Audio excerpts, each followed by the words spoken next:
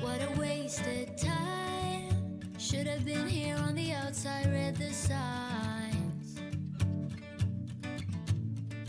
Used to call you mine. Gave it my best, but I don't need one more try. Cause, baby, I'm all out of hope. Could I find it when I go? Think we're only here to stay alive now. Funny, we ran out of kicks. Now you only make me sick. Think we're only here to stay alive now. Cause I know what a waste, what a crime, what a fucked up time, and I should go. So I take what I can and I toss it in the car. Drive away down the highway, I can't stay. Cause I know that all I know, it's time to go. It's time to go. You can pass the blame. Say what you want, you got nothing on me. Hello guys, welcome back to another vlog. Ayan. Right now guys, ay nag-i-empake ako because tomorrow I will be flying to Asia. Sherlock. Praise the Lord. Diba? Tomorrow I will be flying to Asia to relax para Whew, na-stress ako for that. Actually, guys, hindi lang naman itong trabahong to yung um, na-stress ako ng bonggang-bongga that I need much needed relaxation and anong tawag na to? Parang soul searching. Alam niyo naman yung nangyari sa akin. For sure, for those of you na sumusubaybay sa buhay ko, before pa ako nag-start mag-work is meron na akong mga pinagdadaanan, maraming nangyari for the past few months, even before I started working for the hospital na niresignan ko. I mean, like, yung emotional ano ko before that is like baha-baha ang luha. Ang iniluha ko, guys, kung alam niyo lang. Anyway, let's not talk about that. Yun nga, guys, I needed a much needed relaxation, di ba? Hi, Shelak, nakakaloka. But anyway, thank you so much for all of your support. As usual, sa mga nagsasuggest on which hospital, I see here like go to Woodlands, Houston Methodist to Woodlands. So nice over here. MD Anderson. I will try to apply, but just for the sake of trying because I don't have an oncology experience and it might be really hard to get in, but I will still try to submit later. I am just preparing my resume. Siguro isasubmit ko siya before I sleep later on, like around 2 or 3 o'clock. Try USC Arcadia Hospital in California. Right now, the plan is like to just apply here around the area, either sa mga health system dito around Texas. It would be hard for me, guys, to go and transfer again into another states. Even going back into Ohio is not anymore my plan because it would be hard for me to like go back. But if I don't really have a choice, then I will go back to probably my previous hospital if they will still hire me. Probably I will go back so that the advantage is that I already know the people working there, and then I still have support system.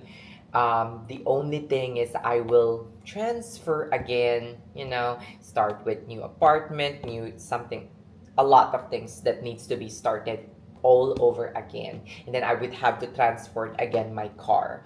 So that's the problem. That is why I'm looking for a job that is here within Houston area, or Houston, either north of Houston, downtown, or probably in Sugarland. Para naman magkaasukal na tayo. Charis!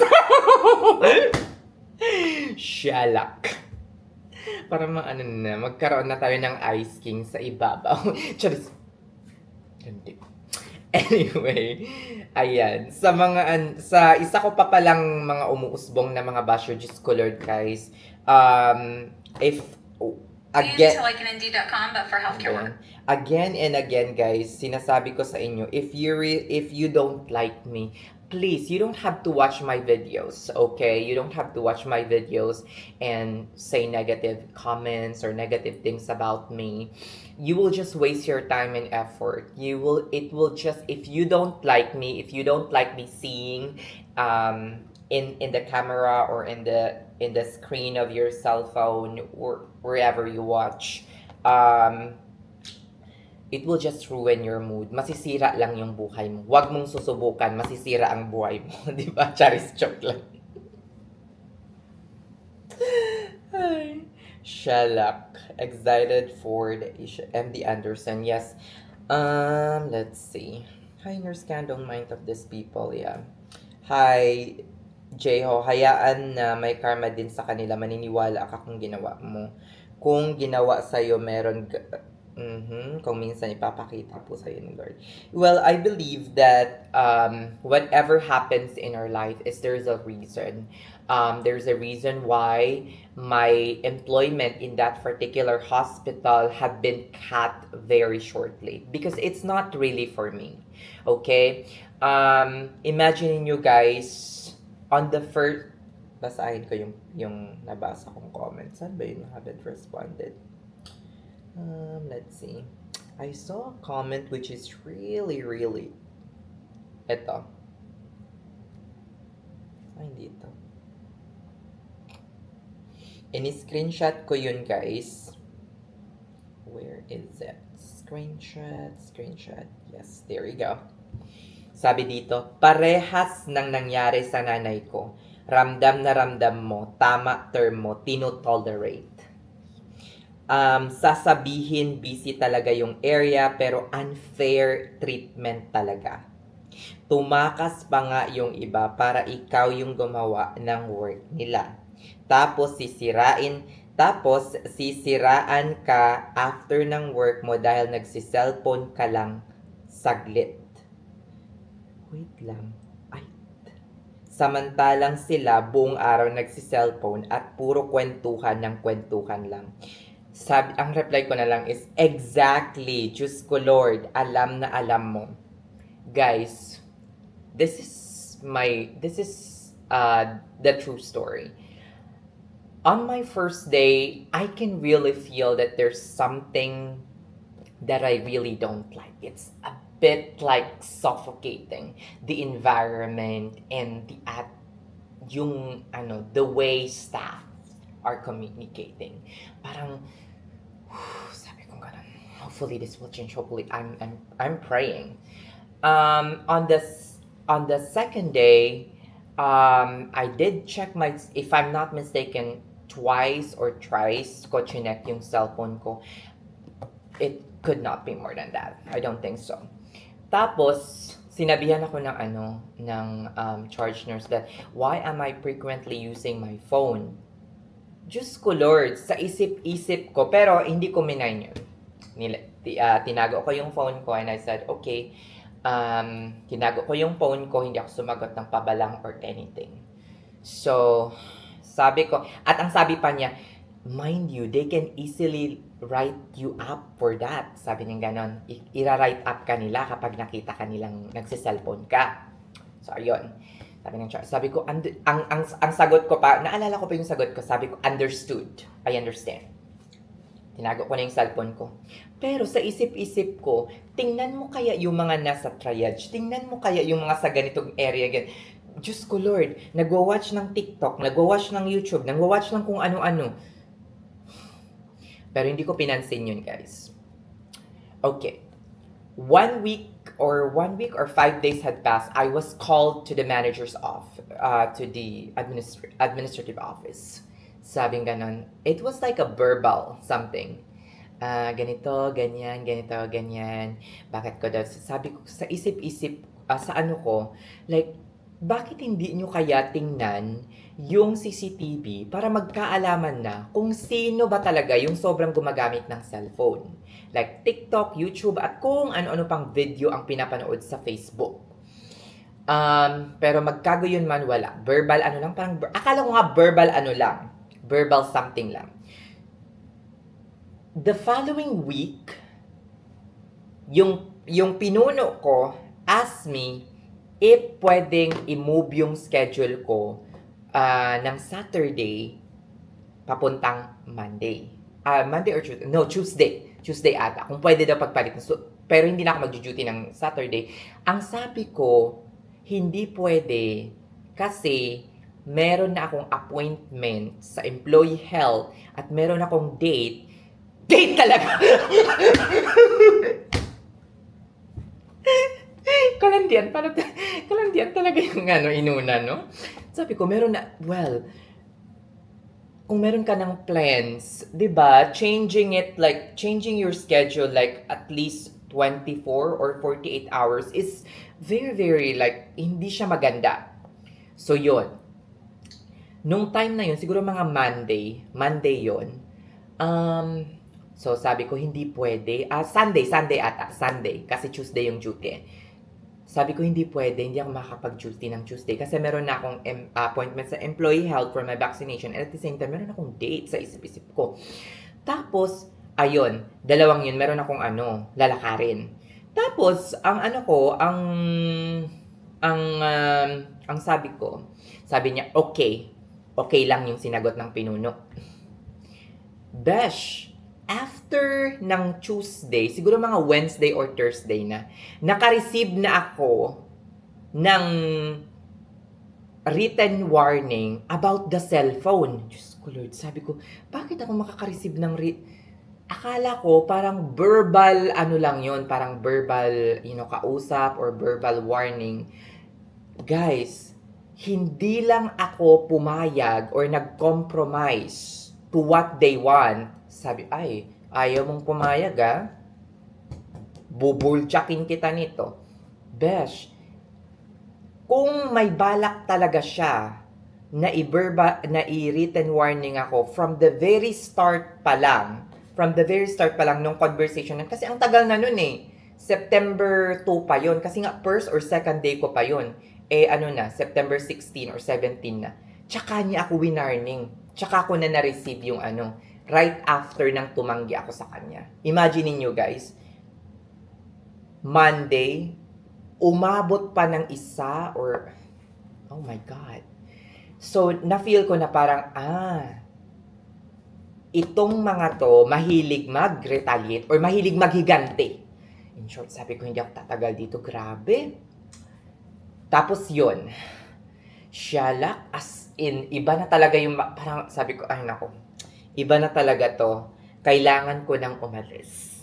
So, yun yung story, guys. Like, pero hindi yun yung nagpaano talaga sa akin. Yung parang, merong isang matinding dahilan that, they want me to do something or basta, that made me realize or made me, parang, na mag-ano na ako. Parang, sabi ko, kami nag-usap ganyan. Sabi ko, no, I need to go. I wanna go. Here's my badge. I wanna leave. I don't want to deal with this. Ayoko na. I walk out. I did even ask, like, for example, nandun kami sa sa office. Like, sabi ko, he said, okay, give me your badge. Is there anything that may kukunin ka pa ba sa break room? Sabi ko, meron pa akong kukunin sa break room kasi nandun yung yung bag ko and something, sabi ko. And then she escorted me to the sa break room, and then I left. I did not even finish my shift. Like, oh my god. It was a horrible experience. Very horrible experience. I think I did even ask if I could still get my badge, and then but she did escort me to the a break room instead of me just going in there and then going back giving my badge. So, giving some suspicion or giving some ano to, parang doubt in some of the employee inside the break room. What is going on? Why does he needs to be escorted by the manager just to get his things from the break room? So I don't know what happened after that, and I just walk away. I said, I do not deserve this. I deserve peace of mind. No way I'm gonna deal with all of this. Like, shalak. So I have never, guys, if you will ano to, parang scan my employment work history, I have never stayed very short, like one month, like 1 month to be exact. I think 1 month, yes. 1 month, never. Even 6 months, wala akong employment history na ganon. When I'm still working in the Philippines, I worked for more than 3 years straight, one employer. In Saudi Arabia, I worked one employer straight, 5 years and 6 months or 7 months. When I work in Ohio, straight, 2 years and 7 months. I never worked under 1 year. I always give myself time to adjust, to be, parang well acquainted to the people that I will be working with, until such time na wala na talagang pag-asa. Pero ito guys, 1 month, imagine niyo how horrible my story. I only stayed for 1 month because it was the worst employment experience I've ever had in my entire nursing career. Oh my god. I don't know if I get traumatized. I'm sure I'm not. But I will forever carries that experience. When I transferred into another employer, I've never felt that hospital is a magnet facility because of, gossiping everywhere. Never. Like, oh my god, shalak. End of the story. Whew. So yun guys, kung meron pa kayong gustong malaman in detail, please PM me kung shalak. O diba? Ito na yung ano. Kaya nga natawa ko, nakarelate talaga ako sa kwento, yung pinaka last comment. Like, parehas nang nangyari sa nanay ko, ramdam na ramdam mo, tama term mo, tinotolerate, sabihin busy talaga yung area, pero unfair treatment talaga. Tumakas pa nga yung iba para ikaw yung gumawa ng work nila. Tapos sisiraan ka after ng work mo dahil nagsiselfone ka lang saglit. Samantalang sila buong araw nagsiselfone at puro kwentuhan ng kwentuhan lang. Which is true. Imagine niyo guys, pumasok ng full battery. Okay, 100%. Besh, hindi pa nangangalahati yung shift day. Low bat na. Wala na, dead bat. Diba? Tapos, yung scholar, Reels pa more.